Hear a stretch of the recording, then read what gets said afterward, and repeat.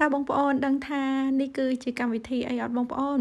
នេះគឺជាកម្មវិធីខួបកំណើតអូនីសា Cooking ណាបងប្អូននឹងខ្ញុំជិះតាំងពីបារាំងរហូតដល់ប្រទេសស្វីសដើម្បីមកចូលរួមថ្ងៃខួបកំណើតប្អូនស្រីផងដែរនេះគឺជាការរៀបចំចាមានម្ហូបមានបង្អែមជាច្រើនគឺយើងញ៉ាំអត់អស់ទេបងប្អូនចាគាត់ធ្វើច្រើនមែនតើជំរាបសួរពុកម៉ែបងប្អូនទាំងអស់គ្នាថ្ងៃនេះនាងខ្ញុំអត់មានមុខម្ហូបថ្មីទេតែចង់បង្ហាញបងប្អូនពីកម្មវិធីខួបកំណើតរបស់អូននីសា Cooking ណាបងប្អូនប្រកាសជាស្គាល់គាត់ហើយគាត់គឺជាអ្នកធ្វើម្ហូបដ៏ប៉ាកែផងដែរថ្ងៃនេះនាងខ្ញុំបានមកពីប្រទេសបារាំងរហូតមកដល់ស្វីសបានមកចូលរួមខួបកំណើតគាត់ហើយការជិះហ្នឹងគឺថាយើងវែងឆ្ងាយដែរបងប្អូនជិះដល់ទៅ4-5 ម៉ោងហ្នឹងហើយមកដល់គឺថាឃ្លានមែនតែនចាំដល់ពេលដែលគេរៀបចំអាហារល្មមចឹងហើយអត់បងអង្គយូរទេមកញ៉ាំនំបញ្ចុកមុនគេតែម្ដងគឺម្ហូបខ្មែរទៅដល់ណាក៏នៅតែចូលចិត្តដែរបងប្អូនបើថាម្ហូបបរទេសគឺអត់ចូលចិត្តទេចូលចិត្តតែម្ហូបខ្មែរនឹងឯងចាមកដល់គឺថា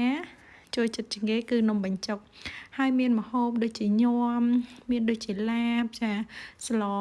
ខ្មែរចាជាមួយនឹងស្លការីអញ្ចឹងហើយគឺយើងចង់ញ៉ាំម្ហូបណាក៏បានមានជាមួយនឹងសាច់អាំងទៀតបងប្អូនគេអាំងសាច់នៅខាងក្រៅមានសាច់គោចកៈមានអីចឹងណាហើយនេះផ្នែកបង្អែមនេះគឺក្មួយគាត់ជាអ្នកធ្វើតែម្ដងគឺប៉ាកែធ្វើមែនតែនគាត់ធ្វើឡើងតំណងហ្មងបងប្អូនគាត់យកមកធ្វើនៅកន្លែងកម្មវិធីតែម្ដងមើលទៅគាត់ប៉ាកែរៀបចំណាក្រោយពីយើងញ៉ាំអីរួចរាល់ហើយមកបន្តច្រៀងចានេះគឺដល់វគ្គច្រៀងអត់ទាន់ដល់វគ្គឡក់ទេបងប្អូនច្រៀងជូនបងប្អូនស្ដាប់សិនតិចទៀតបណ្ដល់វគ្គញាក់ហ្នឹងហើយឥឡូវកំពុងតែច្រៀងបទស្លូសភាពអញ្ចឹងហើយអត់ទាន់មានអ្នកឡក់ឲ្យបងប្អូនចាដោយសារតែទើបតែញ៉ាំហងអញ្ចឹងហើយត្រូវមកកម្ដៅសាច់ដុំមាត់បន្តិចសិនដើម្បីឲ្យយើងកាន់តែសុបាយណាបងប្អូនចាតិចទៀតនឹងដល់វគ្គញាក់កន្ត្រាក់អារម្មណ៍ហើយប្តីនឹងខ្ញុំនឹងគឺថាអូបានដៃគូជាមួយបងម៉ាឡាហ្នឹងគឺថាច្រៀងរហូតតែម្ដងហើយតិចទៀតហ្នឹងហើយយាយទីញាក់អស់តោះហើយយាយទីគាត់ប៉ាកែរាំមែនតែនហើយគាត់រុះរាយរាក់ទាក់មែនតែនចានាងខ្ញុំដើមតែជួបគាត់លើកទី1ដែរទេចាហើយគាត់រុះរាយគាត់ប៉ាកែលេងសើចណាស់នៅចិត្តគាត់គឺថាសើចរហូតហ្មងកម្មវិធីអូនីសាគឺថាសប្បាយមែនតើបងប្អូនសប្បាយដល់ថ្នាក់យប់ឡើងអត់អស់ចិត្តនៅតែចែកគ្នាទល់ភ្លឺបងប្អូនអត់មានបានគេងទេគឺនៅតែចែកគ្នាទល់ភ្លឺតែម្ដងតសើមែនតាកម្មវិធីចប់ហើយអត់ព្រមគេងទេនាំគ្នាទៅចែកគ្នាដល់ទល់ភ្លឺពិតជាតសើមែនតែស្អែកឡើងនាំគ្នាចេញមកផ្ទះរៀងខ្លួនអញ្ចឹងទៅចានៅតស៊ូបានទៀតមិនងាយបានជួបគ្នាទេអញ្ចឹងហើយថាទៅចែកគ្នាទល់ភ្លឺហ្មងទៅដំបូងទៅចែកគ្នាត្រឹមតែម៉ោង4ទេដល់ហើយគាត់ឲ្យមកសាករសជាតិបុកក្តាមជាមួយនឹងបុកពងក្តាមបងប្អូនមានអីសាករសជាតិហើយលែងគេងទល់ភ្លឺហ្មងញ៉ាំជាមួយនឹងតែខ្ញីទៀតស្វាងចាស់បដ ாய் បងប្អូនស្រាប់មើលម៉ោងម្ដងទៀតម៉ោង6បាត់គឺថាលឿនមែនតែនពេលវេលានិយាយទៅឲ្យតែយើងសុបាយបងប្អូនគឺពេលវេលាដើរលឿនមែនតែន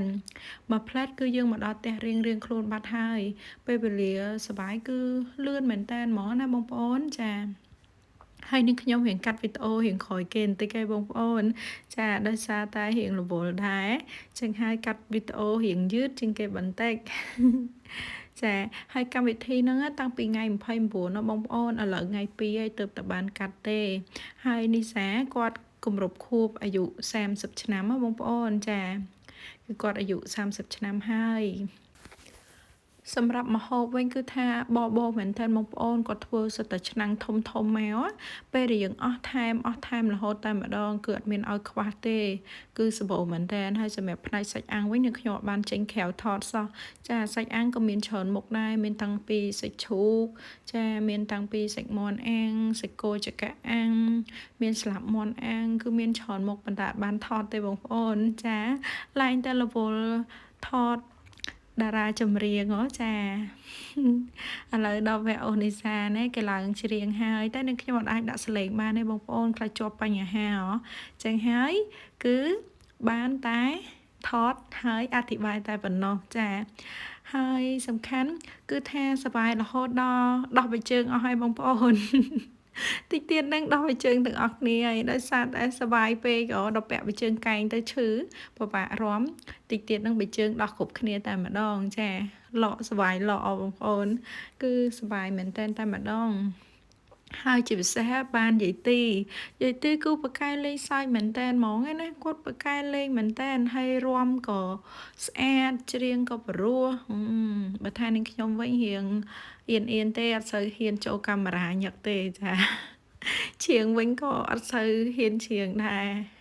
ព្រោះច្រៀងអត់ចាញ់មនុស្សច្រើនពេកបងប្អូនរៀងភ័យដល់ពេលហើយគឺច្រៀងអត់ចាញ់ទេអញ្ចឹងហើយមានតែនាងខ្ញុំទេអ្នកថតពួកគាត់រហូតពួកគាត់អត់សូវបានថតទេនាងខ្ញុំជាអ្នកថតដោយសារតែអត់សូវហ៊ានច្រៀងហ៊ានរាំអញ្ចឹងហើយគឺជាអ្នកកាមេរ៉ាដើរថតពួកគាត់ ពួកគាត់គឺថាសប្បាយមែនតែម្ដងចាខួបអូនលីសាម្ដងរំឲ្យបាសសក់ម្ដងណាបងប្អូនឥឡូវនេះដល់វគ្គយាយទីគាត់ច្រៀងបត់ពឺតឲ្យបងប្អូនពឺតផកគាត់មែនណាបើសិនជាដាក់ភ្លេងវិញដឹងតែអស់ទាស់ហ្មងប៉ុន្តែអត់ហ៊ានដាក់ភ្លេងទេអូយគាត់ពឺតនោះពឺតមែនតែណាមិនពឺតធម្មតាទេណាបងប្អូននិយាយទៅគឺថាសប្បាយមែនតែហើយប្តីនឹងខ្ញុំនោះកាន់កូនកន្លោះ ដើរលេងខ្លាចគេជន់ណោះកូនកន្លោះនេះខ្ញុំចេះវាអញ្ចឹងហើយចង់វានឹងក្រមនឹងដល់ពេលហើយខ្លាចគេជន់អត់បានទេតើព្រោះតែកន្លែងគេរំសបាយទៅភ្លេចមើលចាហ្នឹងហើយចាំដល់វគ្គកាត់នំចាំនឹងខ្ញុំថតវីដេអូម្ដងទៀតឥឡូវបញ្ចប់តែត្រឹមប៉ុណ្្នឹងហើយព្រោះដល់វគ្គកាត់នំហើយបងប្អូនកុំឲ្យវែងពេក